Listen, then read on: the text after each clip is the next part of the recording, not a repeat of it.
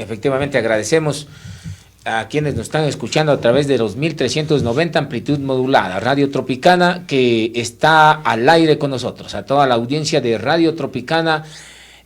Saludamos desde este espacio informativo, desde este espacio de análisis, opinión y también de entrevistas. Tiene una gran audiencia Radio Tropicana en el sector rural. Saludamos a ustedes y gracias por estar siempre escuchándonos. Si no es a través de redes sociales, pues es a través de este medio de comunicación. Saludo a esta hora de la mañana y doy la bienvenida al abogado Sebastián Ceballos. Él es subdirector nacional de Unidad Popular. Buenos días y bienvenido. Segundo, muchas gracias por la invitación. Es siempre un honor compartir con un periodista como usted, con los medios de comunicación que están afiliados a esta estación. Gracias por la invitación, es un honor. Muy bien, vamos al tema de la muerte cruzada. ¿Están ya tranquilos Unidad Popular? Porque veo que están coreando lo que dice el prófugo en Bélgica, Rafael Correa Delgado.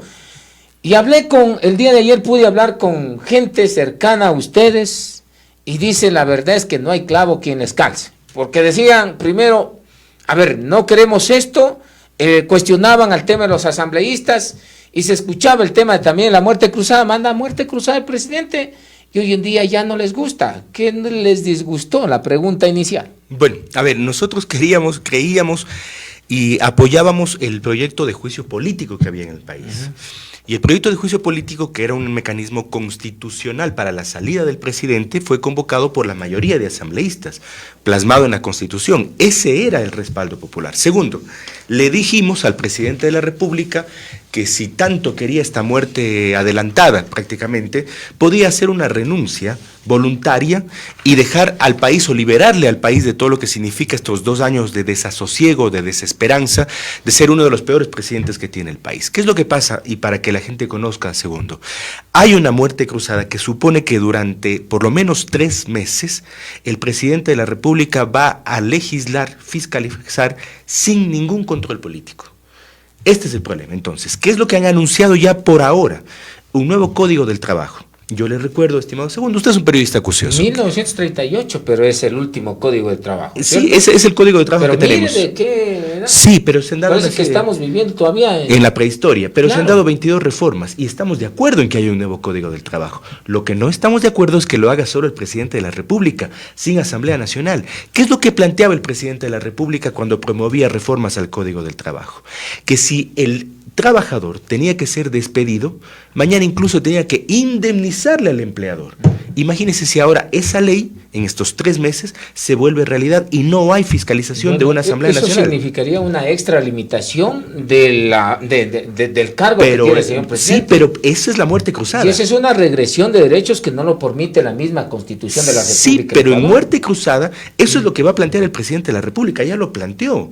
Y ahora seguramente lo va a hacer en estos 3 meses que tendría para legislar solo. Segundo. El ministro Donoso lo señaló justamente exactamente, aquello. Exactamente. Y dijo que van por el tema de la reforma, el tema laboral, que no se ha podido generar este tema, pero que por un lado se necesita un respiro. Exactamente. Y yo concuerdo con algunos planteamientos que dice el señor presidente de la República. Por ejemplo, muchos quieren trabajar no 8 horas, sino más que sea 3 horas para tener algo en el bolsillo. Y la norma, de hecho, no lo permite porque hay que trabajar 40 horas semanales. No, y ahí está el problema. No, falso. Falso, estimado segundo. Perdóneme que le diga falso. En este país hay cerca de 22 formas de contratación laboral. Por ejemplo, en el ámbito del banano hay un contrato bananero que fue emitido mediante decreto del Ministerio del Trabajo, donde se permite trabajar 4 o 5 horas, para que vean. Ya, es pero distinto. pero no todo el país es bananero. No, por ejemplo, aquí claro, en las urbes. Por supuesto. Aquí, pongamos ejemplo la ciudad de Cuenca. ¿Qué le parece si que aquí cualquier tienda, cualquier empresa diga no tenemos para 8 horas, te vamos a dar 2 horas, así como hay en otros lugares, ¿no es cierto? Claro, y estamos de acuerdo. ¿Ustedes estarían de acuerdo? Pero por supuesto, pero siempre y cuando el trabajador así trabaje 2 horas tenga, 1, estabilidad laboral, 2, seguridad social Y eso es lo que no quieren hacer. No, pero estabilidad laboral es bastante complicado. No, pues lo que pasa es que usted dice, a ver, yo necesito un trabajador... Te doy estabilidad laboral por un año. Hagamos un contrato de 1 año, 2 horas. ¿Eso ya es estabilidad laboral? Claro, hay contratos de 1 año. Y en ese sentido los hay. ¿Eso sí apoyarían ustedes? Claro, por supuesto, pero tiene que haber en ese ámbito la posibilidad de que tenga seguridad social y que esas 2 horas sean relativas también a lo que significa el salario básico. Me refiero proporcional al salario básico. Por supuesto. No, proporcional a la seguridad social. Por supuesto. Porque usted sabe, por ejemplo, no tiene los mismos beneficios ni el seguro social campesino. Por supuesto, pero le digo algo segundo. Sí, pero hay un concepto internacional que se está implementando en el país que dice que la relación empleador-trabajador quedará expuesta a esta relación de los dos sin el control del Estado. Entonces, ¿qué es lo que pasa en esa relación empleador-trabajador? Le dicen, muy bien, tú vas a trabajar 2 horas, pero como solamente vas a trabajar 2 horas, no te doy la seguridad social y te reconozco unos cuantos dólares por si te enfermas. 1. 2, mira, vas a trabajar 2 horas, pero tu salario va a estar en tanto y en cuanto la empresa gane. Y después declaran en 0 las utilidades de esa empresa. Por lo tanto, vas a tener menos recursos, menos salarios. Tú vas a tener estas 2 horas que yo les voy a poner, por ejemplo, de 12 a 2 de la mañana, de 2 a 4 de la mañana. Y por supuesto que es distinto trabajar de 8 a 10 de la mañana, por decir algo, que de 12 a 2. Eso entra en lo que nosotros concebimos como horas complementarias, suplementarias o extraordinarias. Eso es superexplotación laboral, pero sobre todo, si es que no hay un control del Estado, esta relación empleador-trabajador es desigual. Es decir, el Código del Trabajo, el derecho del trabajo, está conceptualizado desde el ámbito de que el Estado regula la relación laboral, para que no haya, desde un lado, que es generalmente del lado del empleador, el trabajador no puede sacarle al empleador, pues eso en ninguna parte del mundo. Así es. No. Ese es el problema. Segundo, a ver, ¿qué han planteado el gobierno ya en estos días a propósito de la muerte cruzada? Reformas a la seguridad social. ¿Qué es lo que venían planteando? Elevar la edad de jubilación. En Francia, los problemas que hay en Francia es porque elevaron 2 años la edad de jubilación. Así es, eso le iba a costar a Macron la salida. Casi la salida. Y eso es lo que están planteando aquí. Es decir, a propósito de la crisis del IES que fue generada por todos los gobiernos, por la distribución de los hospitales políticamente que lo hicieron, dicen muy bien, entonces que la gente pague toda esta crisis del IES. Y no hay recursos por parte del Estado para financiar el tema del fondo de salud, fondo de pensiones, porque no les da, perdónenme la palabra, no les da la gana de financiar eso. Ahora con la muerte cruzada van a meter el tema del IES y le firman. Pero es que no ve que no es sostenible el tema del IES. Los estudios actuariales ya lo han manifestado. Por supuesto. ¿Quién metió las manos a los recursos del IES? Todos los gobiernos han metido. ¿Quién metió más? Rafael Correa. Claro, recuerde usted, por supuesto. que cuando dijo él claramente de que el Estado se responsabilice, y no solo al IES, sino al ISPOL y al ISFA también, los 3 seguros que hay aquí en el país. Completamente segundo, y para que usted vea, y que tenemos buena memoria usted y yo, cuando retiraron el 40% del Estado que financiaba los fondos de salud, eso lo hizo el presidente Correa. Y esa fue uno de los detonantes para la crisis actual que vive el Instituto Ecuatoriano de Seguridad Social. Y de eso tienen que responder, porque uno de los responsables para las actuales condiciones del IES es el presidente Correa cuando le retiró eso, que significaban más o menos 2.500 millones de dólares a la época. Y ahora, después de esa sentencia constitucional, se devolvió el 40%. Y el Estado sigue teniendo la deuda, que no paga nada de eso. Entonces, ahí le sacrifican directamente al trabajador. O al jubilado. Incrementemos los años, ¿no es cierto? Y que los aportes también se generen. Incremente el aporte. Pero lo que no se dice es cómo han distribuido los hospitales politiqueramente a personas o asambleístas. ¿Por qué no dicen eso? ¿Por qué no dicen y van a entrar a limpiar toda la corrupción que insiste en el IES? Porque precisamente los hospitales han sido entregados a la politiquería. Pero es que está enraizado el tema de la corrupción. Pero ¿no? Tienen que limpiar, pues. Por tan solo únicamente denunciar, los mandan a matar. Eso pasó en Guayaquil, en Durán, en Mire, por ejemplo, aquí en la ciudad de Cuenca, en la provincia de Azuay, tenemos 2 hospitales. ¿Sí sabe quién está de director del Seguro Social? No, ahora me parece que cambiaron hace 2 meses, me parece. Sí. No me acuerdo el nombre. Imagínense, solamente lo invito para que ustedes, como son actores políticos, esto, claro. Efectivamente, vean hace 2 meses, está, ¿no? ¿Quién es está verdad. en el hospital, en el hospital del Seguro Social José Carrasco Arteaga? Y ahí van a ustedes a saber por dónde también está, y eso es un tema que efectivamente el ciudadano no puede estar pagando la corrupción y el derroche que existe en los diferentes hospitales. Por supuesto. ¿Eso es lo que les disgusta? Sí, claro. Tercero, Seguridad Social, Código del Trabajo. Tercero, la supuesta ley de inversiones. ¿Qué están planteando? Están planteando la venta de los recursos naturales petroleros, y ya lo dijo ayer el señor Santos Albite. le apuesto, Fer, segundo, le apuesto que en pocos días, en pocas semanas, estarán o pretenderán entregar el tema de Quimsacocha nuevamente a las mineras. ¿Usted me dice que hay que privatizar? ¿Están queriendo generar que van a privatizar, por supuesto. ¿Ya? En el ámbito de las privatizaciones van a reformular o firmar nuevamente el contrato con las telefónicas, que este año debía hacerse, pero ahora lo van a hacer sin control político de la Asamblea Nacional. Van a firmar nuevamente uno de los contratos más importantes que tiene el país. Muy bien, pero constitucionalmente el tema de las privatizaciones está prohibido por la Constitución. El artículo 316 lo señala bien claramente en este tema. Ahora, que hagan alianzas público-privados y que de ahí el más beneficiado sea el Estado ecuatoriano, así como lo manda la norma, es otra cosa. Porque si hay recursos, nos van a beneficiar a los 18.500.000 ecuatorianos. Le voy a poner un ejemplo segundo. Con esa Constitución entregaron el recurso de las telefónicas y lo entregaron para 15 años en un contrato que más o menos le costó al país 3.000 millones de dólares. Pero resulta que Claro, digamos, difunde ganancias cerca de 1.000 millones de dólares al año. Eso es lo que hace Claro. Y eso es lo que tienen que hacer ahora, renegociar el contrato con las telefónicas. Muy bien. Abogado, Sebastián. No, digo, pero al final, para entender por qué la muerte cruzada puede ser perjudicial. Por eso es que llamamos a la resistencia. ¿Con las asambleístas? No, por supuesto que no. Con la sarta de asambleístas que no Por generaron, supuesto que no. Y que miren que lo hicieron disparar a riesgo país a 1.800 puntos. Hoy en día está 1.900 puntos y más. Por supuesto. Y después de la muerte cruzada subió 40 puntos más. El día de ayer que estaba revisando las cifras de riesgo país y mire. Entonces, si no había muerte cruzada, usted quiere... a ver, y eso quiero que nos explique, por ejemplo, a los ciudadanos. Quiere que, por ejemplo, la Asamblea Nacional, porque ya se posesionaron, y mire quién está en el Consejo de Participación Ciudadana y Control Social, en el artículo 208, en el numeral 10, 11 y 12, tienen que nominar a todas las autoridades del Estado. Entonces, queremos que el correísmo nuevamente cope esas instituciones del Estado, si no mandaba el decreto ejecutivo 741 del presidente Lazo. No, a ver, había de por medio un juicio político para mandar a Lazo a su casa. ¿Por qué el presidente de la República no activó antes la muerte cruzada? Incluso antes de que se posesione... En tema político le voy a hablar claramente, cálculos políticos. Sabía que no tenía los votos. Punto.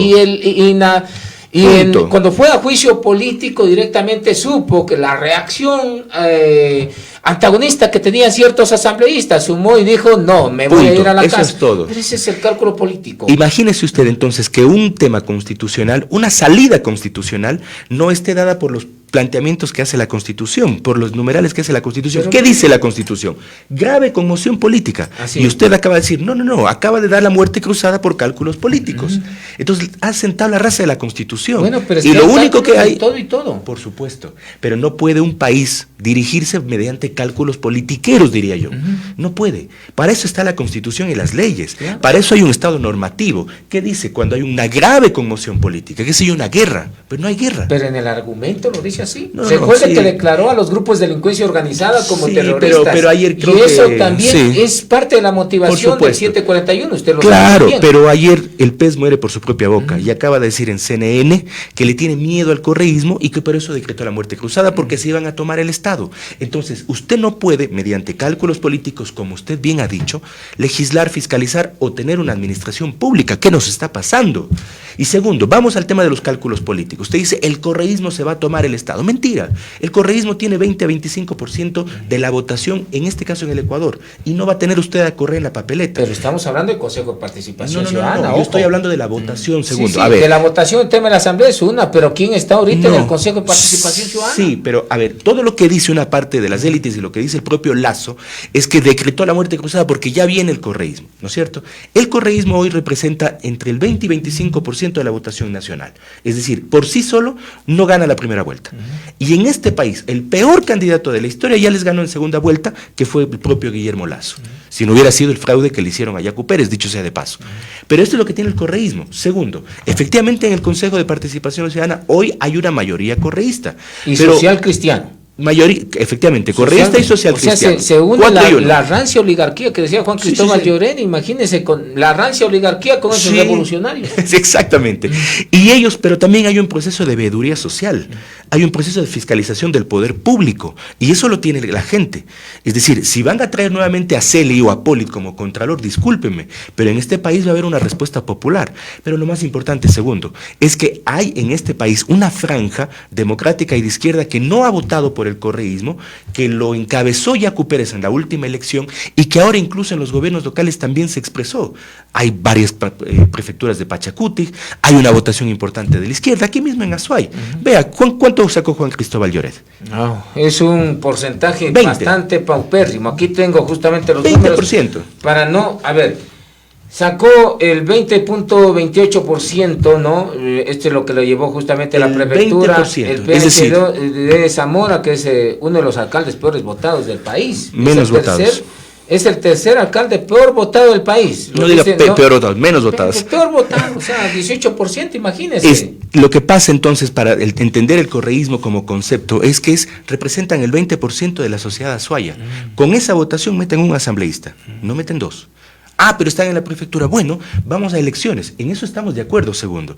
Hoy que está planteada la muerte cruzada y si la Corte Constitucional dictamina la legalidad del mismo frente a las acciones que se han presentado. Dos acciones que han presentado. Porque ya ahorita están llorando los que anteriormente pedían la muerte cruzada. Yo no, yo les digo vamos a elecciones y vamos a enfrentar y construyamos, y permítame, es la primera entrevista que yo doy desde que se dictaminó la muerte cruzada, y organicemos un frente de unidad democrático con gente que no ha gobernado este país, con gente honesta y con gente democrática, verdaderamente progresista y por supuesto de las izquierdas, que nos permita ganar la presidencia de la República y tener una Asamblea Nacional para rescatar este país de un nido de corrupción que se ha creado desde la Asamblea, por supuesto, y también desde el Ejecutivo. Esa es la tarea hoy, sin tenerle miedo al correísmo, sin tenerle miedo ni de lejos, por supuesto, a la derecha, que ya ha demostrado que no ha podido gobernar este país. Hay que entonces generar lo que algunos llaman un proyecto alternativo, popular. ¿La tercera vía?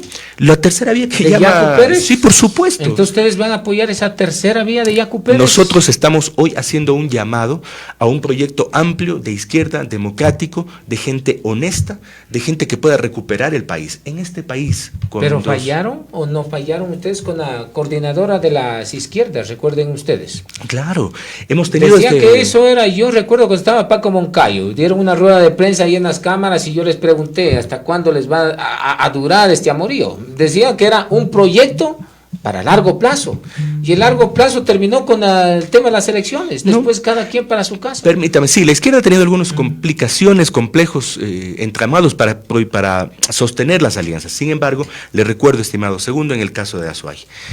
Nosotros hicimos la Unidad Plurinacional de las Izquierdas, que fue una alianza con Pachacuti. Luego hicimos el Acuerdo por el Cambio, alianza igual con Pachacuti y con la Izquierda Democrática. Cuando Yacu Pérez fue candidato, la Unidad Popular respaldó a Yacu Pérez. Esa es nuestra coherencia política que le hemos hablado en este escritorio. No, eso sí, eso es indiscutible. Cuarto, hacia la prefectura de la Azuay. Yo fui candidato a la prefectura. Quien respaldó mi candidatura fue Yacu Pérez. Fue Yacu Pérez. Fue Yacu Pérez. También habla de la coherencia de Yacu.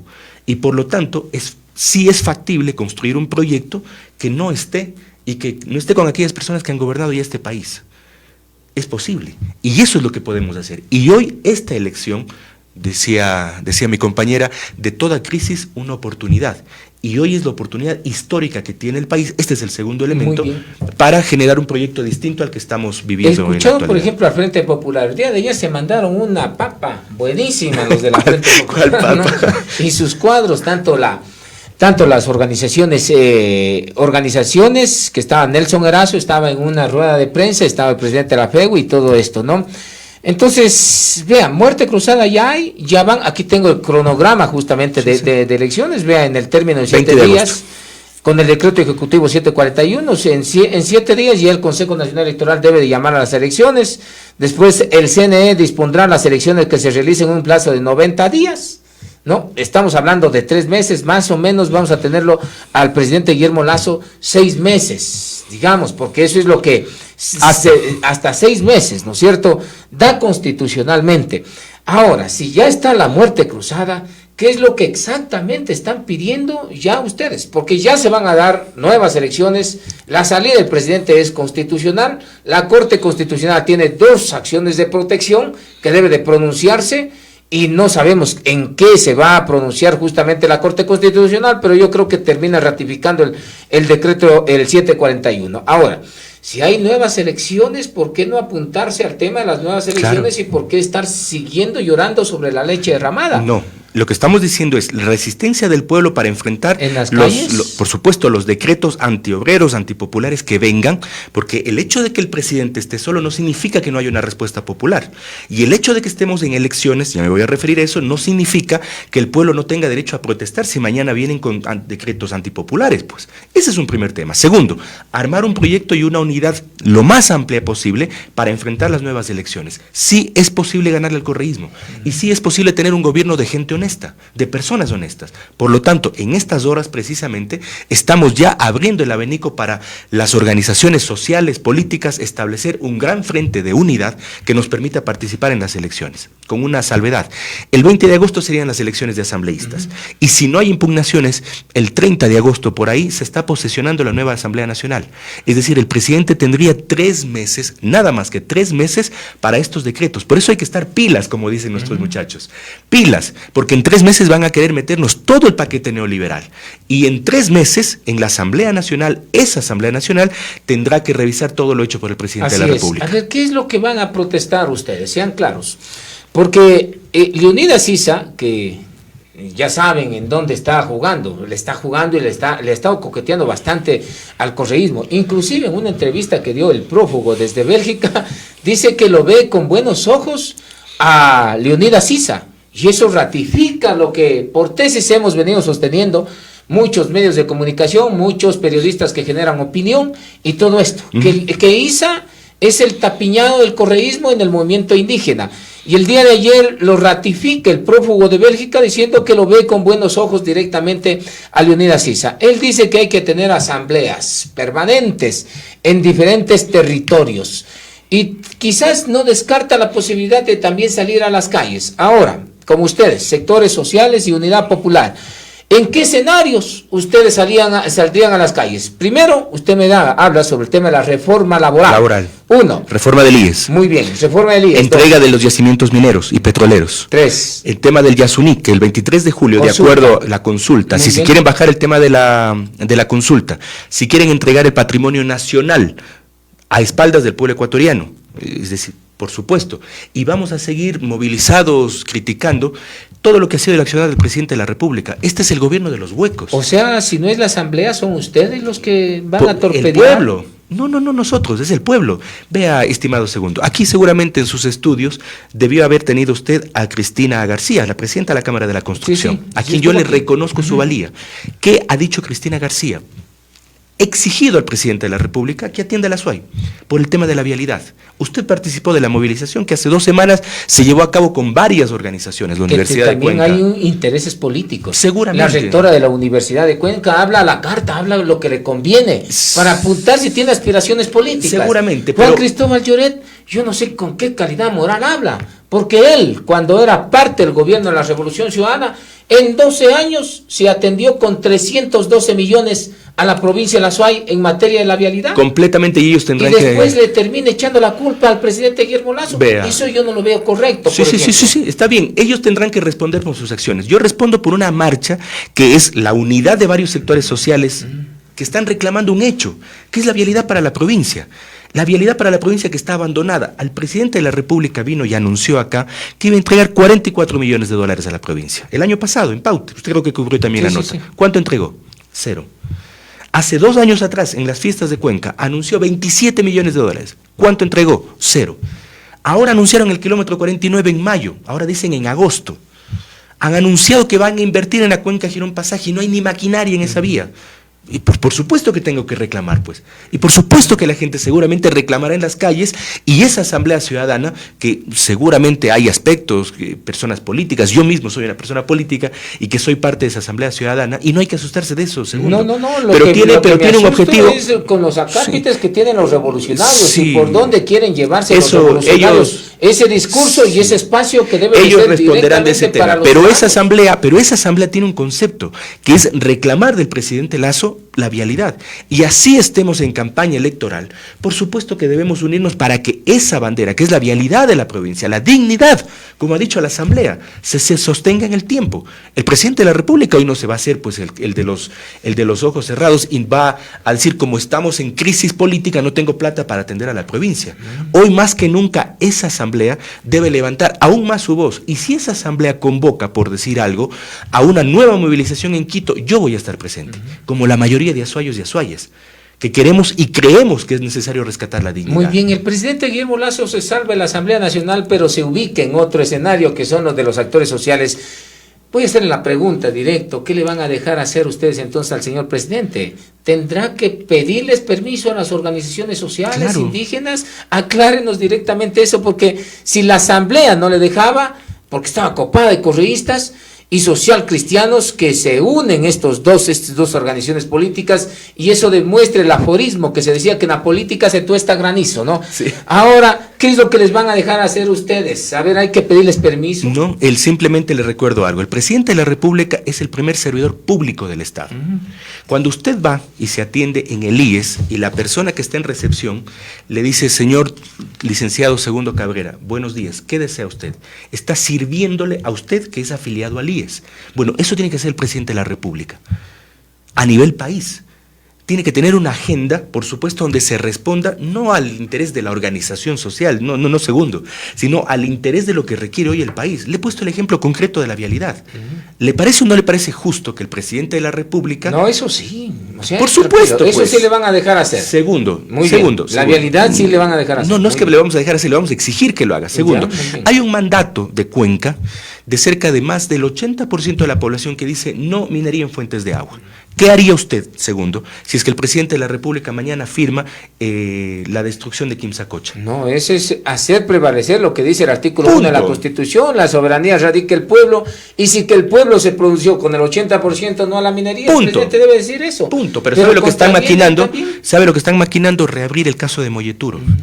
Recuerde que eso está en la Corte Constitucional. Ya esos Juan son los dos Cristóbal proyectos. Lloret va a poner el 1.000.000 de árboles por ahí también. Ya voy a sacar el video en donde la gente de Molleturo le habla a él y al doctor Zamora, para que vayan a poner cerca de 300.000 árboles allá. Qué bueno que lo hagan. Yo lo que le digo es la intención del gobierno de reabrir el proyecto en el caso de Molleturo y de Quimsacocha, en el caso de la Azuay. Eso es lo que están haciendo. Tercero, estimado segundo, si es que el presidente de la República no les responde a los maestros con lo que tiene que desembolsar para lo que significó esa lucha de años del Magisterio Nacional, para la recategorización, discúlpeme, pero por supuesto que el maestro va a reaccionar, pues. Si es que el día de mañana el presidente de la República aprueba o decreta esa ley donde dice que si el trabajador es despedido tiene que indemnizarle al empleador. Pero por supuesto, pues. Nosotros vamos a estar en la calle primero. Eso le estoy diciendo, pues ya me coincide conmigo. Con el morral que yo tengo lleno de piedras ahí. Pero claro, ese es el tema. Claro. Porque por más que hoy sea presidente solo, va a haber una respuesta. Y lo segundo, vamos a ganarles las elecciones. Segundo, y permítame con sus micrófonos hacer un llamado a todas las organizaciones, a toda la gente. ¿Tienen candidatos? Estamos trabajando precisamente en estas horas. ¿Cuál es el candidato que se perfila a ustedes? ¿Qué nombre le da? Recién, hace unos minutos lo entrevisté a Dalton Basigalupo, por ejemplo, él es el candidato firme de la izquierda democrática. Y claro, él va a tener el apoyo de todos, inclusive el PhD Zamora, que es alcalde de Cuenca, lo dijo en estos micrófonos. No escuché mientras venía seguramente acá la entrevista. Nosotros estamos conformando un frente desde la izquierda hacia el centro. Uno. Segundo, de gente honesta que no ha gobernado este país, de gente que no está manchada sus manos con la corrupción. Tercero, un frente donde quepan todas las personas y organizaciones que crean en un futuro mejor. ¿Quiénes pueden estar ahí? Por supuesto, Yacu Pérez. ¿Con quién estuvimos? ¿Fernando Villavicencio? No, Fernando Villavicencio me parece que es la expresión de la nueva derecha en este país. Acaba de decirlo el señor Otto Sonnenholzer también. ¿Fernando Villavicencio es el vocero entonces de la oligarquía hoy en día? Por supuesto, ha defendido... Pero él sí combate la corrupción, ha defendido, no hay que descartar sobre pero no la corrupción en este gobierno. No la corrupción en este gobierno. Usted dio la corrupción a la carta. A la carta, por supuesto. Lo que le conviene a Villavicencio denuncia y lo que no le conviene tapa. Pero por supuesto, él dejó de ser un periodista para ser un politiquero. Y un politiquero que se acomoda al vaivén de los gobiernos de turno. Ese es el problema y esa es la gran diferencia. Yo reconocía y reconozco al Villavicencio periodista, que a los periodistas como usted, como él, que hay muchos en el país que han destapado la corrupción en cualquier gobierno, porque esa es una labor del político honesto o del periodista. Entonces ha destapado la corrupción a la carta. A la carta. Pero la ha tapado a la corrupción cuando se ha tratado de sus propios intereses. ¿Qué me dice? En el caso del propio presidente de la República, le recuerdo un episodio. Él tapó el tema de la relación de Cherres con Danilo Carrera y por ende con el presidente de la República. Lo tapó. Y lo dijo, yo sí conocía. Y tenía los documentos. Y no lo denunció. Muy bien, entonces ustedes... Cuando uno omite una denuncia de este ámbito, si llega a mis manos, yo lo que hago, y usted sabe... Denunciar a la Fiscalía de acuerdo al 421 del Código Orgánico Integral. Pero de acuerdo también a lo que nos enseñan en la escuela. Claro, que cuando uno sabe que algo está mal, por supuesto, pues. Pues si no tengo valores, no me importa un carajo el tema de las leyes. Y a mí, cuando alguien omite un hecho de ese tamaño de corrupción, me parece que no está para dirigir un país. Fernando Villavicencio, ¿ustedes no lo van a apoyar entonces? No. Hablemos claro. No, por supuesto que no.